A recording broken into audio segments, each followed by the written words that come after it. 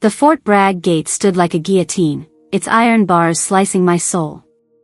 I clutched my uniform, every stitch screaming my worth, but the guard's voice was ice. "You're not on the list." My family, mother, brother, his smug wife, swept past, their laughter a dagger in my chest. My brother's sneer cut deepest. "No clearance, no place." Inside, cheers for my father's glory deafened me, but I was nothing, erased, discarded. Pain tore through me, a wound too raw to bear. And I will not break. The Fort Bragg gate still burned in my mind, its steel bars a cage for my rage. I stood frozen, the guard's clipboard a silent verdict on my worth. My family's footsteps faded into the roar of the ceremony, their dismissal a fresh scar.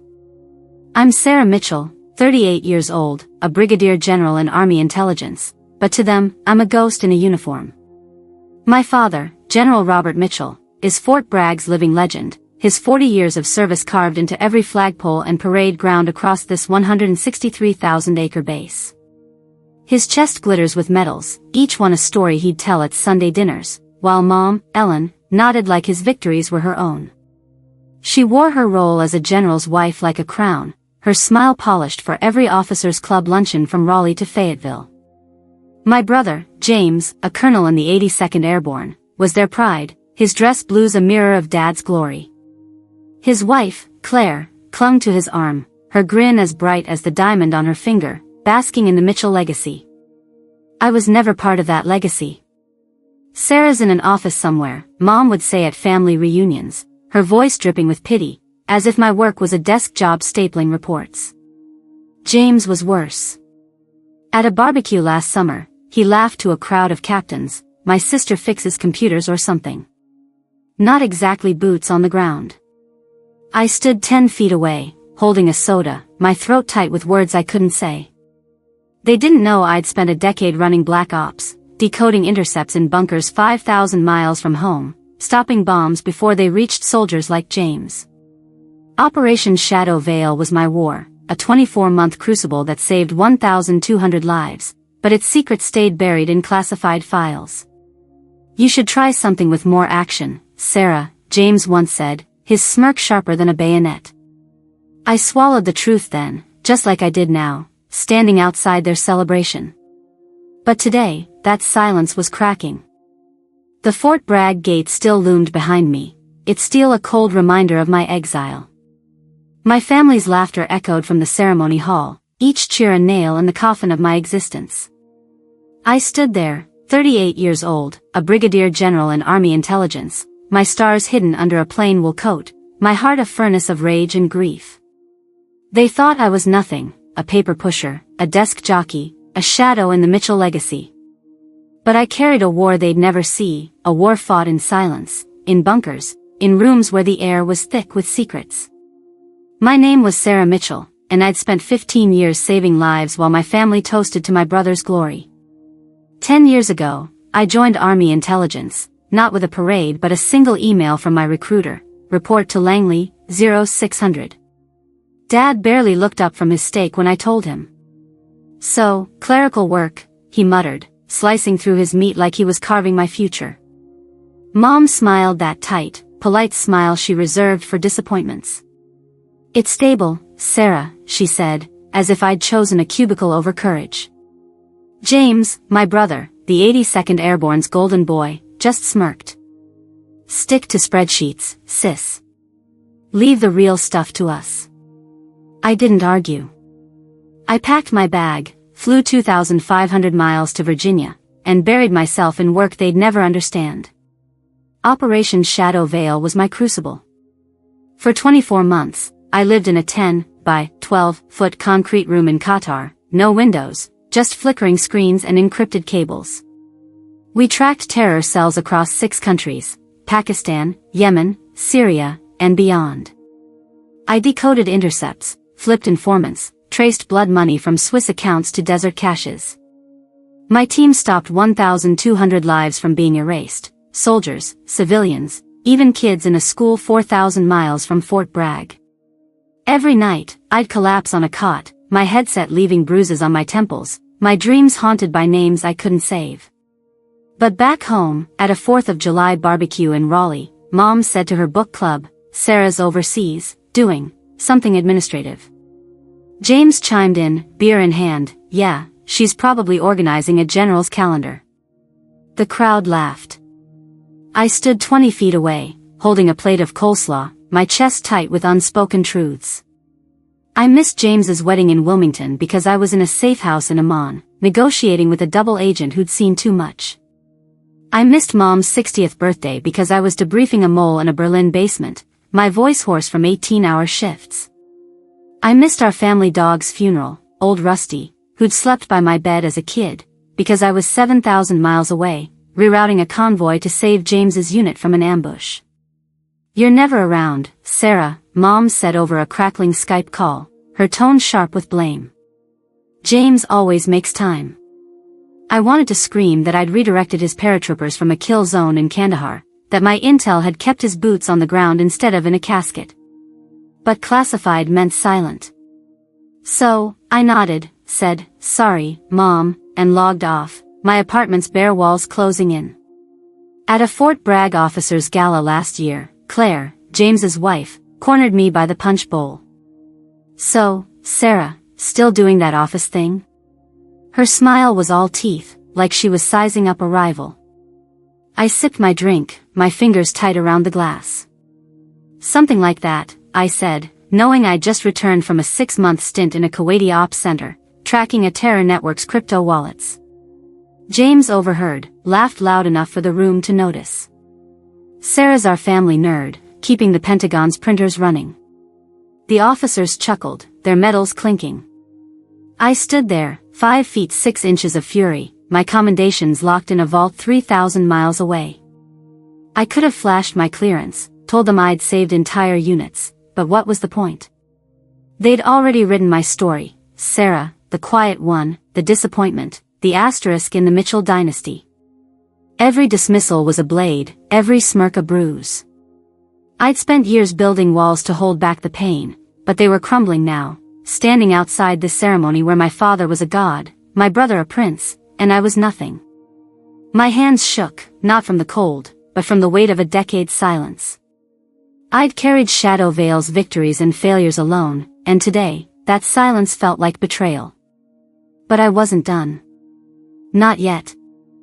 The Fort Bragg gate was a wound that wouldn't close, its rejection still burning as I stood alone, my uniform a silent scream beneath my coat. The cheers for my father, General Robert Mitchell, roared from the ceremony hall 200 yards away, each one a reminder that I, Sarah Mitchell, 38-year-old brigadier general, was nothing to them. My family, Mom, Ellen, with her perfect smile, James, the 82nd Airborne's shining colonel, and Claire, his smug wife, had written me off as a clerical footnote. But the pain they inflicted was a paper cut compared to the agony I carried from Operation Shadow Vale, a scar no one could see, a failure that tore my soul apart. 3 years ago, in a 6 by 8 foot ops room in Djibouti, 4,700 miles from Fort Bragg, I stared at a grainy satellite feed, my heart racing. My team was tracking a terror cell in Somalia, and Lieutenant Daniel Carter's Special Forces unit was set to intercept. I'd flagged a discrepancy in the intel, a missing drone report, a gap in the enemy's pattern, but the brass upstairs demanded action. "Go now, Mitchell," my CO barked over the secure line. "We need results." I hesitated, my gut screaming to delay, but orders were orders. I greenlit the mission. 10 minutes later, the feed went dark. Carter's team hit an ambush, IEDs, sniper fire, chaos. Daniel, 29, from Boise, Idaho, didn't make it. His face, boyish and brave, flashed on my screen as I typed the condolence letter to his parents, my hands shaking. "Your son died a hero," I wrote, choking on the lie that my call had sent him to his grave. I flew back to D.C., 3,000 miles from the blood-soaked sand, and locked myself in my apartment, the silence louder than any explosion. I didn't sleep for days, Daniel's voice looping in my head from our last brief. "We trust you, General." I'd failed him, and that failure was a weight heavier than any medal. But my family? They didn't know. They didn't care. 2 weeks later, at a Memorial Day cookout in Fayetteville, 10 miles from Fort Bragg, Mom pulled me aside. "Sarah, you look tired," she said, her voice laced with pity. "Maybe switch to a civilian job, something less stressful." I clenched my fists, the image of Daniel's casket burning behind my eyes. "I'm fine," I lied, my voice a razor's edge. James was worse. At the same cookout, he held court with a dozen officers, his beer raised like a trophy. "My sister's in some office," he said, loud enough for me to hear from the porch. "Not exactly saving lives like us." The group laughed, their voices a chorus of ignorance. I stood there, 15 feet away, my stomach twisting. I wanted to scream that I'd saved his unit twice, rerouting convoys in Yemen and Iraq, but Daniel's death drowned out my victories. Claire chimed in, her smile venomous. "Sarah, you should come to one of James's ops briefings. You might learn what real soldiering looks like." I stared at her, my pulse pounding, and said, "Maybe you should learn what silence costs." She blinked, confused, but James just smirked, turning back to his audience. That night, I drove 8 miles back to my hotel, the Fort Bragg skyline fading in my rearview. I'd buried Daniel's memory in a classified file, just like I'd buried my pain for years. Every family gathering, every dismissive comment, was a fresh cut, but Daniel's loss was a blade through my heart. I'd carried Shadow Vale's triumphs, 1,200 lives saved, but its failures were mine alone. Standing outside my father's ceremony now, the pain was unbearable, a scream I couldn't release. My family celebrated a legacy that erased me, but I wasn't just their shadow. I was a general, and my truth was clawing its way out. The Fort Bragg gate stood unyielding, a 10-foot monument to my erasure, its steel bars locking me out of my father's world. The cheers for General Robert Mitchell, 200 yards away, were a distant roar, mocking my 15 years of silent sacrifice. My family, Mom, Ellen, with her polished pride, James, the 82nd Airborne smug colonel, and Claire, his venomous wife, had left me stranded, their dismissal a wound deeper than any I'd carried. Lieutenant Daniel Carter's death still haunted me, his face a ghost in my mind, but I, Sarah Mitchell, 38-year-old brigadier general, stood firm, my rage a fire ready to burn through their ignorance. The guard's clipboard trembled in his hands, his eyes darting nervously. "I can call someone, ma'am," he stammered, his voice weak against the weight of my stare. I didn't answer. My silence was louder than his excuses.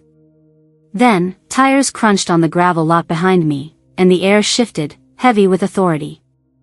A black Humvee screeched to a halt, its door swinging open before the engine died. General David Hargrove, Fort Bragg's commanding officer, stepped out, his boots hitting the ground like thunder. Every soldier within 50 yards snapped to attention, the guard's face paling as if he'd seen a court-martial in his future. Hargrove's eyes locked on me, then the guard, his voice a blade cutting through the morning haze.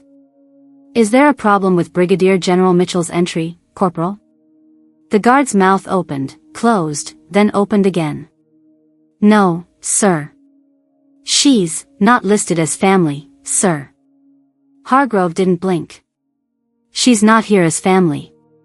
She's here as a hero. Escort her in. Now." The ropes parted like a curtain on my truth. I walked past the guard, my step steady, my coat hiding the stars that would soon silence them all. Inside, the ceremony hall was a sea of dress blues and polished brass, 500 seats filled with officers and dignitaries. My family sat front row, oblivious, Mom adjusting her pearls, James whispering to Claire, their faces smug with legacy. The lights dimmed, and a screen flickered to life above the stage. Captain Emily Torres appeared, her tan uniform worn from deployment, a scar tracing her jaw. Her voice was steady, heavy with gratitude. "General Robert Mitchell, I couldn't be here today," she began, "but I need to thank someone you raised." The room stilled, my father's brow furrowing. 6 years ago, my unit was set to roll into a hot zone in Helmand. Intel said it was clear. It wasn't. Someone saw the pattern, rerouted us at the last second, saved 42 lives, including mine. She paused, her eyes piercing the camera. That was Brigadier General Sarah Mitchell. Gasps rippled through the crowd like a shockwave. James's head snapped up, his jaw dropping like a broken hinge. Mom's hand froze on her pearls, her smile shattering. Dad's face went gray, his medals suddenly heavy. Claire's eyes darted to me, wide with panic, as if I'd rewritten her world. The screen faded, and General Hargrove took the stage, his voice booming. Ladies and gentlemen, please rise for Brigadier General Sarah Mitchell, awarded the Distinguished Service Cross for her leadership in Operation Shadow Veil, protecting 1,200 American lives. The room erupted, chairs scraping, hands clapping, cameras flashing. I stood, my coat falling open to reveal my stars, and walked down the aisle, every step a defiance of their doubt. My family's eyes burned into me, but I didn't look back. I'd carried their dismissal for too long. Now, they'd see me, not the shadow, not the office girl, but the general who'd changed the battlefield from 5,000 miles away. The stage waited, and I was ready to speak. The Fort Bragg ceremony hall thrummed with the aftershock of Captain Emily Torres's words, her video still echoing, "General Sarah Mitchell saved my life." 500 pairs of eyes locked on me, their applause a tidal wave crashing over the 10,000 square foot auditorium. My family, General Robert Mitchell, Mom, Ellen, James, and Claire, sat frozen in the front row, their faces a gallery of shock and shame. I, Sarah Mitchell, 38-year-old Brigadier General, walked to the stage, my boots striking the polished floor like a war drum. General David Hargrove handed me the Distinguished Service Cross, its weight heavier than the 15 years of silence I'd carried. The spotlight burned, but I didn't flinch. I stepped to the microphone, my stars gleaming on my shoulders, no longer hidden. This was my moment, and I'd make them hear me. Ladies and gentlemen, I began, my voice steady, cutting through the hush like a blade. I'd been told my work was invisible, that I sat at a desk, shuffling papers, while real soldiers fought. My family believed it. I paused, letting my gaze sweep the front row. Dad's jaw was tight, his medals glinting like a lie. Mom clutched her purse, her knuckles white. James stared at his shoes, Claire's smugness gone, her eyes darting like a trapped animal. I didn't fight in trenches or storm bunkers, I continued. My war was fought 5,000 miles away, in rooms with no windows, where every second meant life or death. Operation Shadow Veil wasn't a headline. It was a ledger of lives, 1,200 saved, names I'll never forget. I gripped the podium, my fingers steady despite the ache in my chest. I chased money trails through deserts, flipped couriers before they could betray us, decoded messages to stop bombs before they were built. I didn't wear my victories. I buried them in classified files, along with my failures. My voice cracked, just for a second, as Lieutenant Daniel Carter's face flashed in my mind. I lost people. A young lieutenant from Idaho trusted me, and I failed him. His name was Daniel Carter, and I carry that loss every day, heavier than this medal. The room was silent, the kind of silence that presses against your ribs. An officer in the back nodded, his eyes knowing. He'd seen the cost of decisions made in shadows. But I'm not here for pity, I said, my voice rising, sharp and unyielding. I'm here because I served.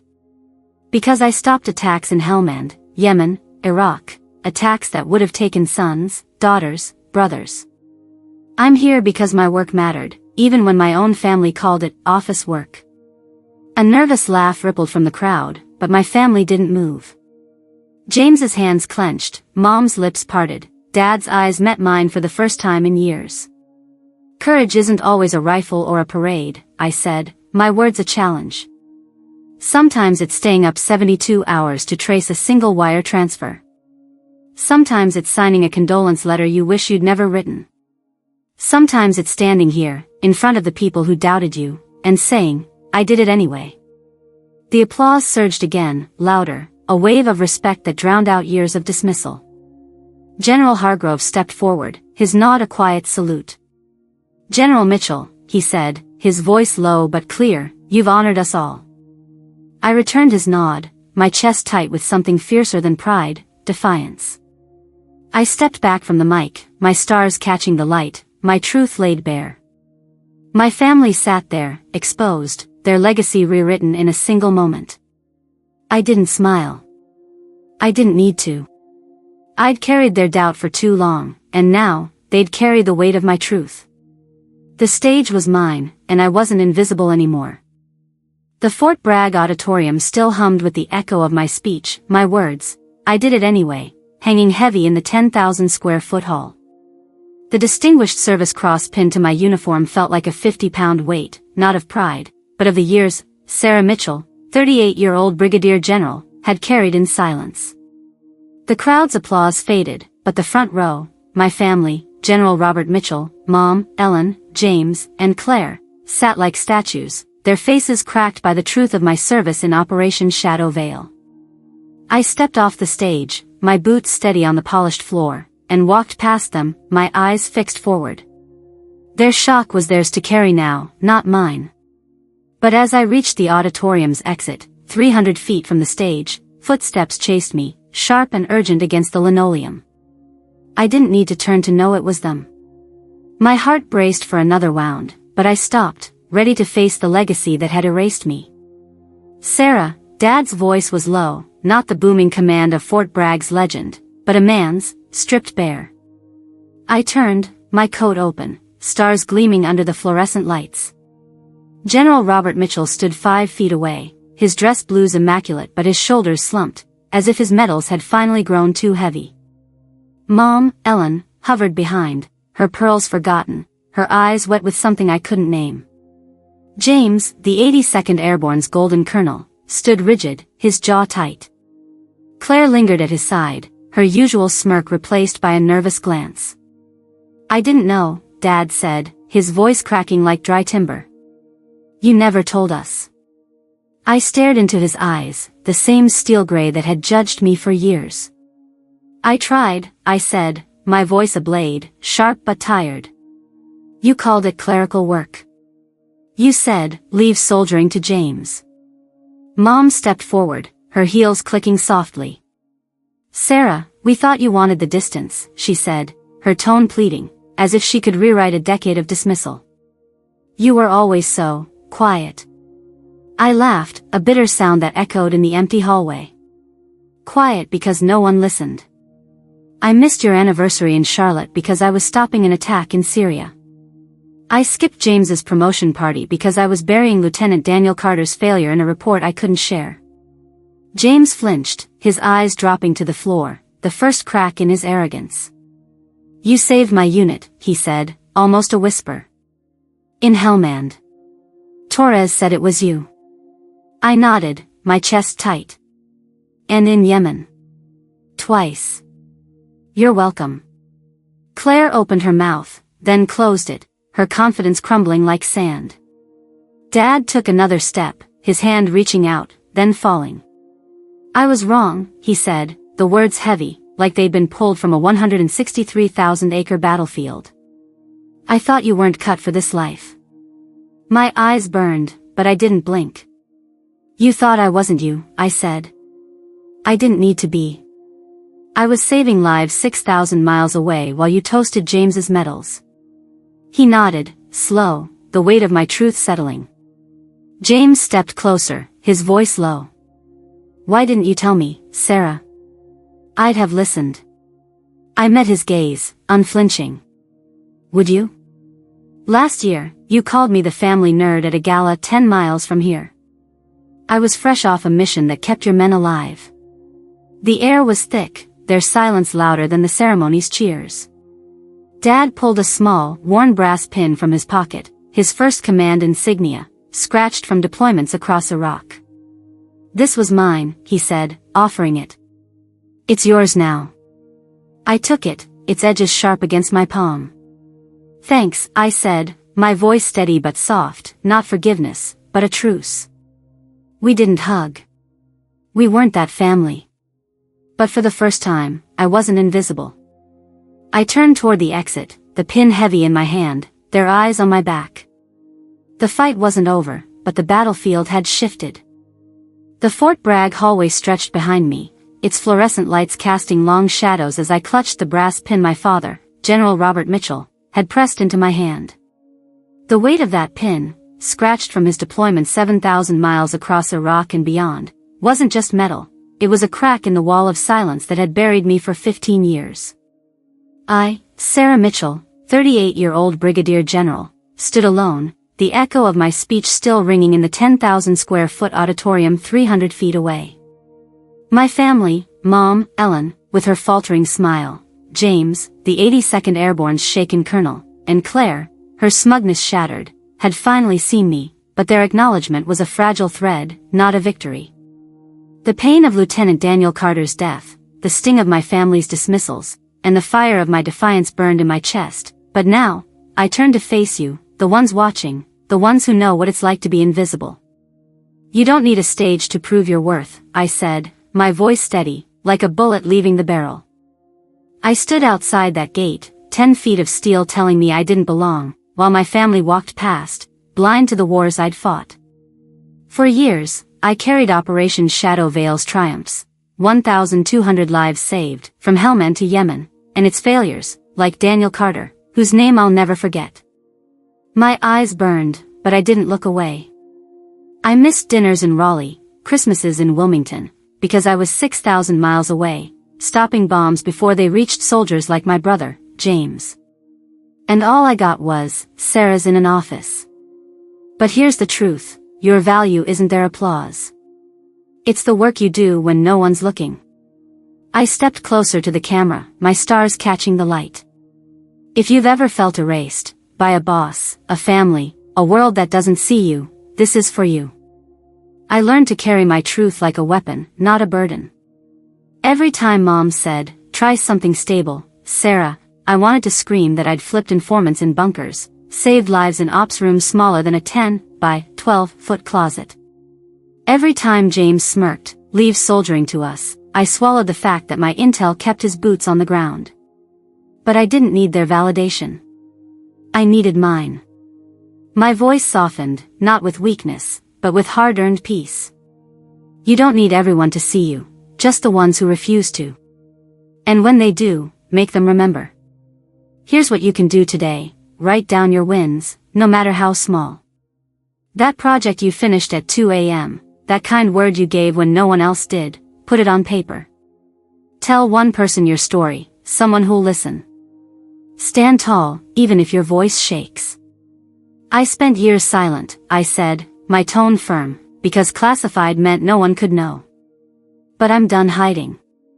I stood on that stage, 500 eyes on me, General David Hargrove's nod behind me, Captain Emily Torres's words lifting me. I spoke for Daniel, for every life I saved, for every scar I carry. You can speak, too. My hand tightened on the pin. Forgive those who doubted you, but don't shrink for them. Your worth isn't their approval, it's the battles you fought, seen or unseen. I took a breath, the Fort Bragg air sharp with winter. This isn't about revenge. It's about truth. My family's eyes finally met mine, but I didn't need their pride to stand here. I needed my own. So, find yours. Write it. Say it. Live it. Because when you do, no gate, no smirk, no silence can stop you. I looked straight into the lens, my voice a quiet fire. You're not invisible. You never were. The Fort Bragg hallway faded behind me, its cold linoleum a 300-foot reminder of the battles I'd fought to be seen. I, Sarah Mitchell, 38-year-old brigadier general, stood alone, the brass pin from my father, General Robert Mitchell, still sharp in my palm, a fragile truce after years of silence. The echo of my speech, your value isn't their applause, lingered, as did the weight of Lieutenant Daniel Carter's loss and the 1,200 lives I'd saved through Operation Shadow Veil. My family, Mom, Ellen, her pearls no longer armor, James, his arrogance cracked, Claire, her smirk gone, had finally faced my truth. But this isn't just my story. It's yours, too, if you've ever stood outside a gate, invisible, while the world cheered for someone else. I looked into the camera, my stars gleaming under Fort Bragg's harsh lights. If you've ever been erased, I said, my voice a fire that wouldn't die, drop your story in the comments. Tell me about the time you were called just a worker, when you carried the weight of 1,000 unseen battles. My eyes burned, not with tears, but with purpose. I stood 10 feet from a gate that locked me out, 6,000 miles from bunkers where I stopped bombs. I heard my brother, James, say, "Sarah's no soldier," while I saved his unit in Helmand. If you felt that sting, type it out. Let's name it. I paused, my breath steady. Subscribe to this channel. Join us. We're telling stories of quiet heroes, people like Captain Emily Torres, who spoke my truth, and General David Hargrove, who opened that gate. I stepped closer, my voice rising. Next week, we'll share another story, someone who fought in the shadows and won. Hit that button. Share this video with someone who needs to hear it. I held up the pin, its scratches catching the light. This isn't about revenge. It's about standing tall. You're not invisible. Tell your story. I'm listening. I nodded, fierce and unyielding. Let's honor the unseen together.